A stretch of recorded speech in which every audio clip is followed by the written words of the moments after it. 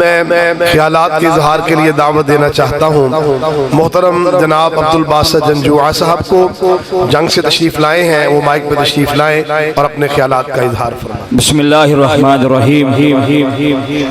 मुबारकबाद के मुस्तहिक हैं जनाब डॉक्टर ताहिर मुसद्दिक साहब और इनके पूरे रफ़ाक़ा को मैं मुबारकबाद पेश करता हूँ कि इन्होंने एक बेहतरीन सेमिनार का इनेकाद किया है।